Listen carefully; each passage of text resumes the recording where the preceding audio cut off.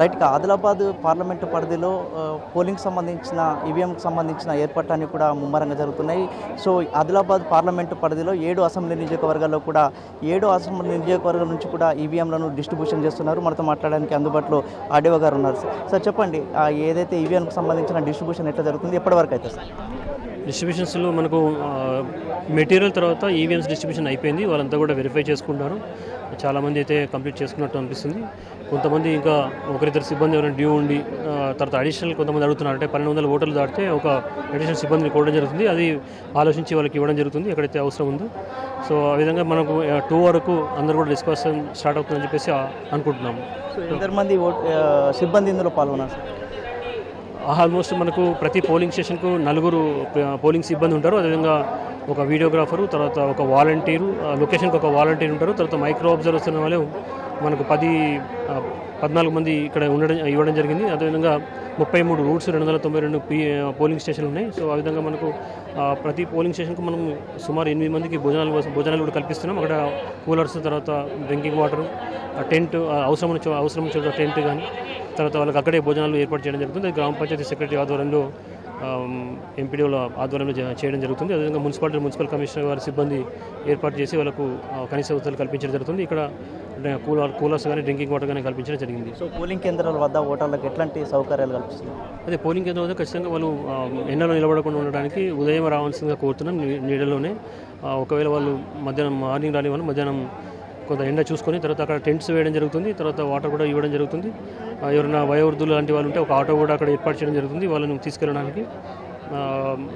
తర్వాత fans, water, medicines కూడా ANM కానీ ఆశాస్ కూడా ఉండడం జరుగుతుంది. తర్వాత ఎవరైనా స్త్రీలు కానీ పిల్లలు కానీ ఎవరైనా ఉంటే, చిన్న పిల్లలు ఉంటే వాళ్ళు అవసరం ఉంటే లైన్లో నిలిచేయాలంటే రెస్ట్ తీసుకోవడానికి కూడా అవకాశం కల్పిస్తున్నాం. తర్వాత వయోవృద్ధులు, గర్భవతులు, బాలింతలు ఉంటే కూడా వాళ్ళకి ప్రత్యేకంగా వాళ్ళకు ముందుగానే సీనియర్ సిటిజన్స్ ఉంటే వాళ్ళను ముందు తీసుకెళ్లి ఓటు వేయించడం జరుగుతుంది. ప్రత్యేకమైన క్యూ అవసరం లేకుండా వాళ్ళని తీసుకెళ్ళడం జరుగుతుంది. పోలింగ్ శాతం గతంలో తక్కువగా నమోదైంది. ఇప్పుడు పోలింగ్ శాతం ఎక్కువ నమోదయ్యానికి ఎట్లా ఏర్పాటు చేస్తున్నారు, ఎట్లా ఉండబోతుంది పోలింగ్ శాతం? అంటే స్వీప్ యాక్టివిటీ ద్వారా ఎలక్షన్ కమిషన్ గత 2 months నుంచి ప్రచార రథాన్ని మనము ప్రతి గ్రామంలో తిప్పడం జరిగింది. అదేవిధంగా నోడల్ ఆఫీసర్ ద్వారా అనేక కార్యక్రమాలు మనం వివిధ భాషల్లో చేపట్టడం జరిగింది. ఇక్కడ స్థానిక భాషలైన ఆదివాసీ భాషల్లో కూడా మనం వాటిని మాట్లాడి చెప్పడం జరిగింది. సో చాలామందికి అవగాహన ఉంది, కానీ యూత్లోనే ఎక్కువ అవగాహన లేదు. గ్రామ స్థాయిలో చాలామంది అవగాహన ఉండి వాటిని ఓటు వేయడానికి సిద్ధంగా ఉన్నారు.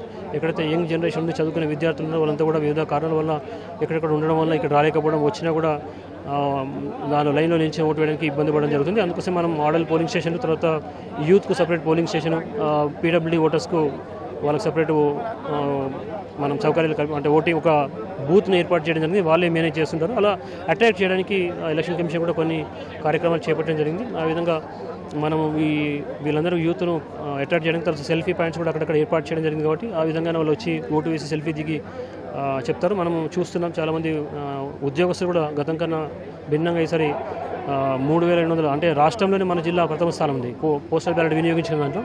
సో అంటే మనం అవేర్నెస్ తెచ్చినాం కాబట్టి ఇంతమంది వచ్చారని అనుకుంటున్నాం. సో అర్బన్లో మేజర్గా ఇక్కడైతే ఎవరైతే ఉన్నారో మహారాష్ట్ర కానీ లేకుంటే ఇతర విదేశాలకు కానీ వలస వెళ్ళిన వాళ్ళు ఎవరుతున్నారో వాళ్ళు ముఖ్యంగా అర్బన్ ఏరియాస్లో కొంతమంది ఇంకా రావాల్సి ఉంది, టర్న్అవుట్ కావాల్సి ఉంది. అది కూడా మేము ప్లాన్ చేసాం, బాగానే ప్రత్యేకంగా ప్లాన్ చేసాం. సో ఈసారి వస్తారని ఆశిస్తున్నాం. సో గతం కన్నా కొంత ఎక్కువనే ఓటింగ్ ఉండే అవకాశాలు కనిపిస్తున్నాయి. Thank you so much.